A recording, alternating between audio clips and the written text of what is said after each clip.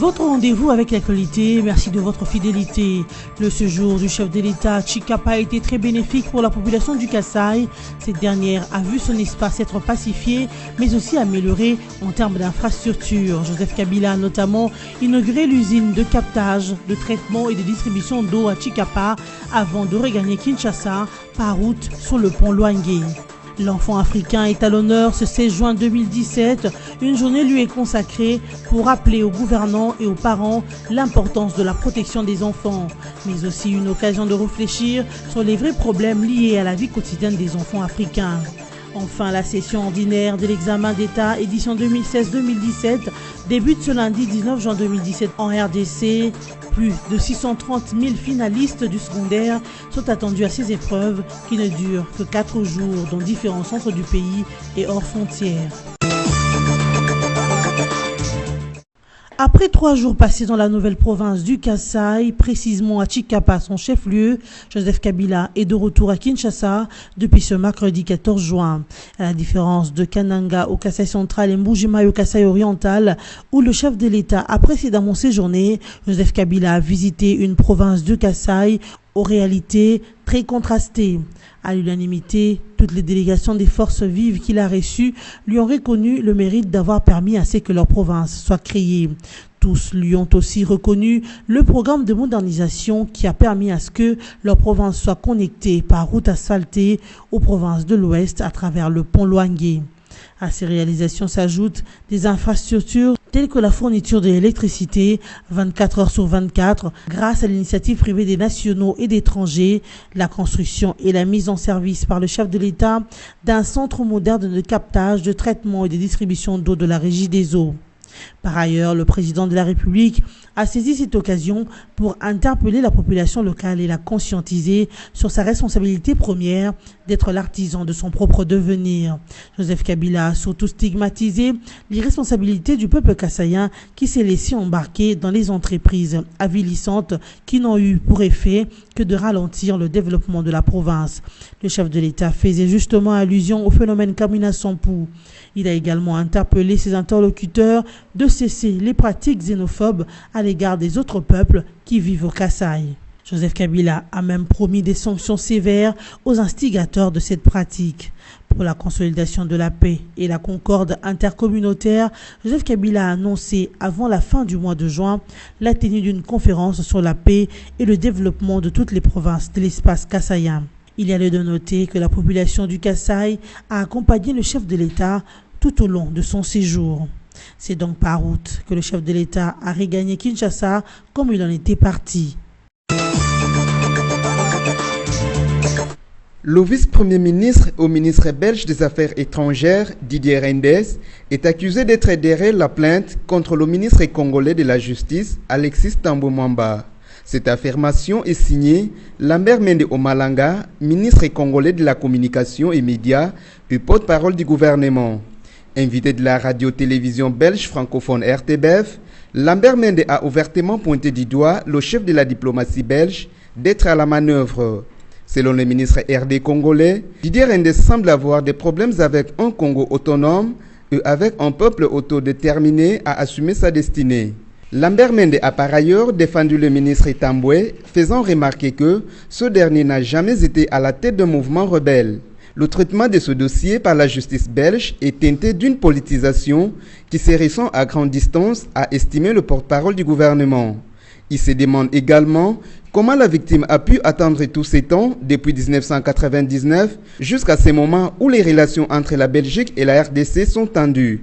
Le ministre de la Communication et Médias a aussi dénoncé des sanctions européennes qui n'ont pour objectif que d'humilier et ridiculiser l'État congolais, et ce, dans le but de soutenir l'opposition congolaise, ou du moins une certaine opposition congolaise, a ajouté Lambert Mende Omalanga.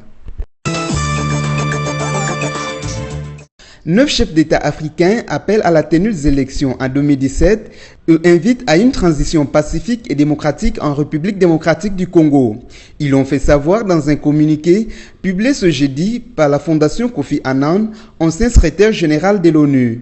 Parmi ces anciens chefs d'État, il y a Thomas Boniyayi du Bénin, les 2 présidents ghanais John Kufuor et John Mahama, Thabo Mbeki de l'Afrique du Sud, Benjamin Paka de la Tanzanie, Festus Muge de Botswana, Olusegun Obasanjo du Nigeria, Pedro Pires du Cap-Vert et Kassam Item de l'île Maurice. Ces derniers interpellent cependant le gouvernement de la RDC et la communauté internationale à fournir toutes les ressources et moyens nécessaires à la mise en œuvre de l'accord de la Saint-Sylvestre pour l'organisation des élections dans les délais prévus.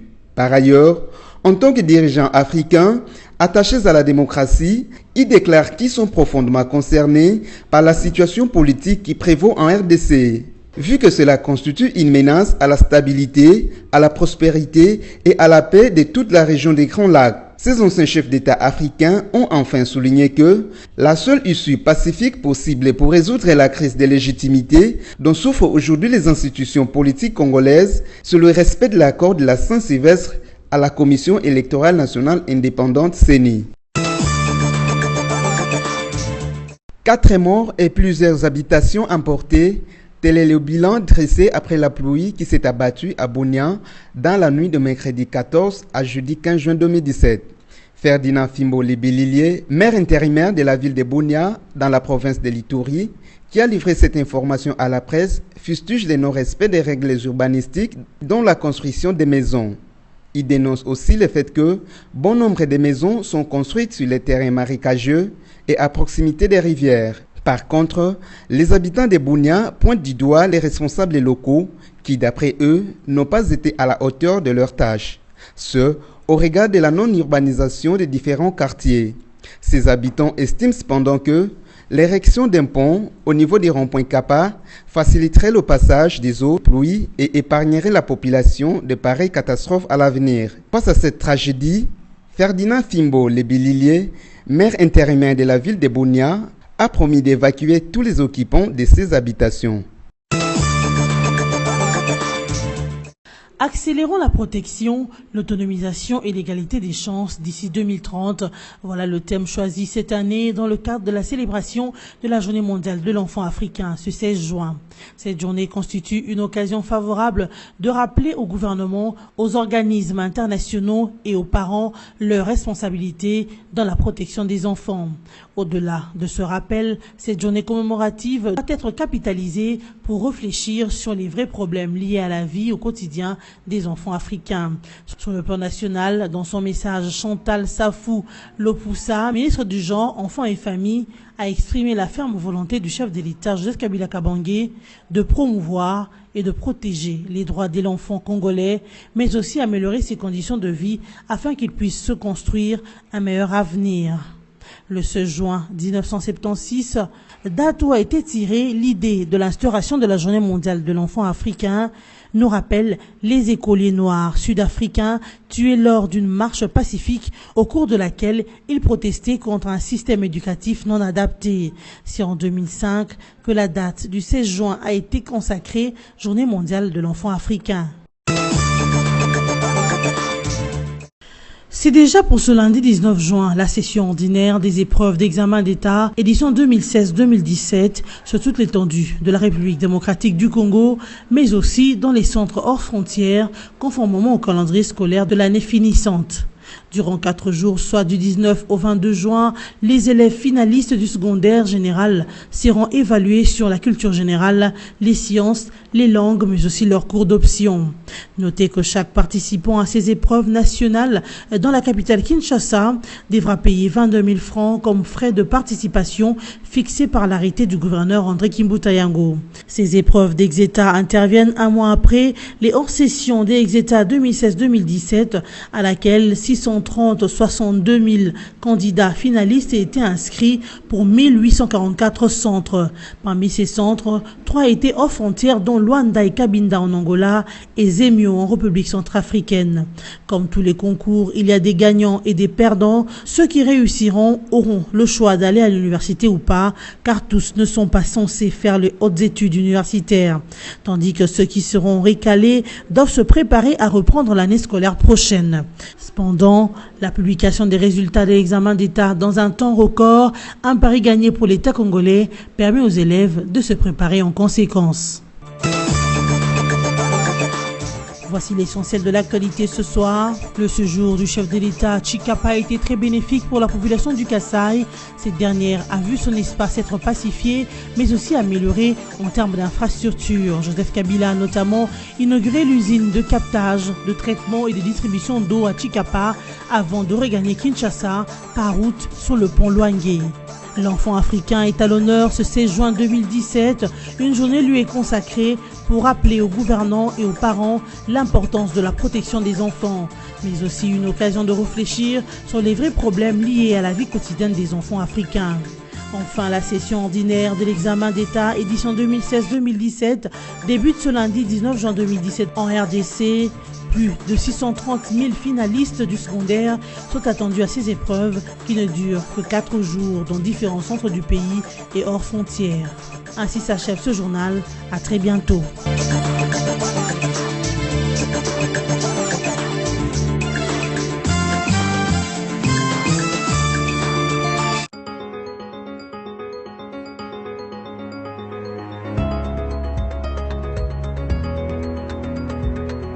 Mesdames, Messieurs, bienvenue à la lecture de journaux Paris en ligne ce vendredi 16 juin 2017, sélectionné et résumé pour vous sur BSC TV. Ouvrons cette revue de presse avec La Prospérité qui écrit à sa manchette « Élection 2017 RDC, Kofi Annan et 9 anciens présidents africains lancent un appel pressant.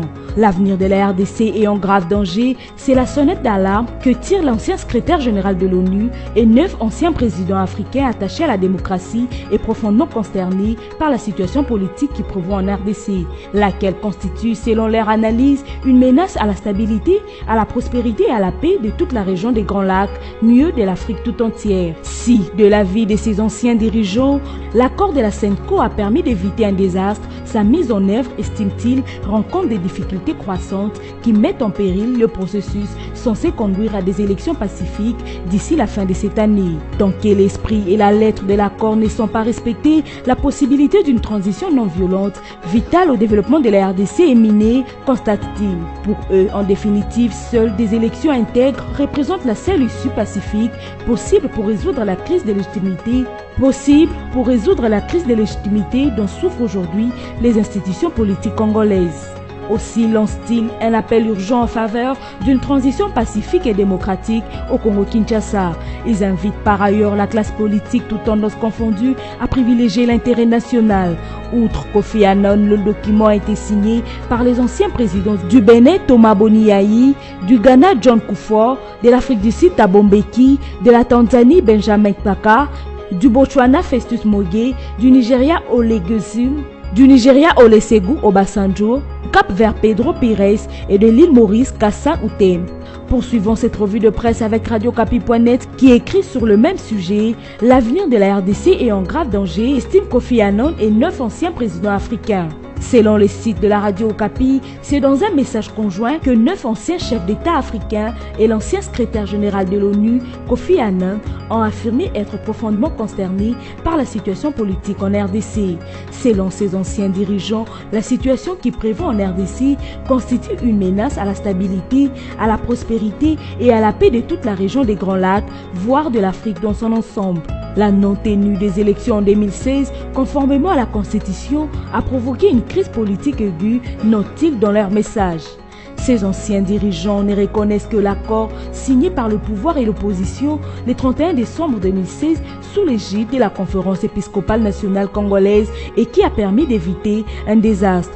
Mais pour eux, la mise en œuvre de cet accord politique rencontre des difficultés croissantes qui mettent en péril le processus censé conduire à des élections pacifiques d'ici la fin de cette année. Le gouvernement de la RDC et la communauté internationale doivent fournir toutes les ressources nécessaires à l'organisation des élections dans les délais prévus par l'accord de la Saint-Sylvestre à la commission électorale, plaident les anciens dirigeants. Ils redoutent cependant les conséquences de la crise congolaise sur le continent.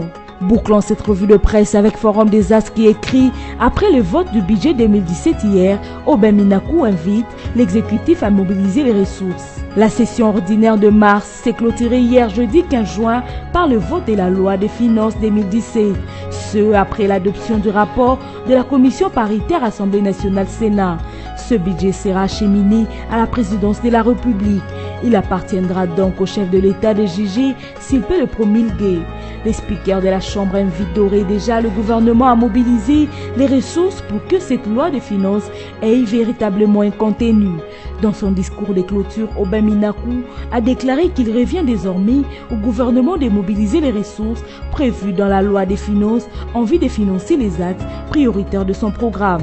Le journal rapporte aussi que tout au long du débat général et lors des travaux en commission sur le budget, les députés ont insisté sur l'impérieuse nécessité de mobiliser les ressources et aussi de réajuster à l'aune de la dépréciation de notre monnaie nationale les rémunérations de tout ce qui émerge au budget de l'État, en premier lieu des agents et fonctionnaires. Cependant, la session ordinaire de mars se clôture à l'Assemblée nationale sous les signes de l'application de l'accord du 31 décembre 2016 par le remplacement des candidats de la majorité présidentielle comme de l'opposition. Ainsi, la plénière a entériné les candidatures de Nadine Mishika Tchishima et Géraldine Kassongongoy au poste de questeur adjoint et de questeur de la centrale électorale en remplacement de Micheline Biye-Bongengue et Pierrette Kisonga, réputés démissionnaires. Fin de cette revue de presse et merci à vous qui l'avez suivi.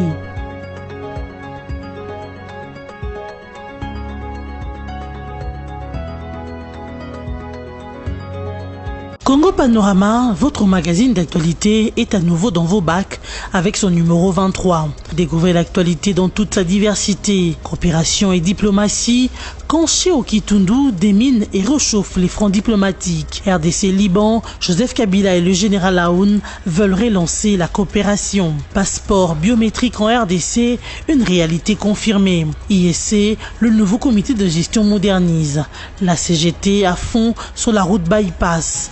Agnès Moad renforce les capacités des cadres et agents de l'INSS. Promotion de l'industrie, Patrice Kitebi et Marcel Kassembe au front de l'Est. Eventprint à Kinshasa, la RDC toujours fréquentable.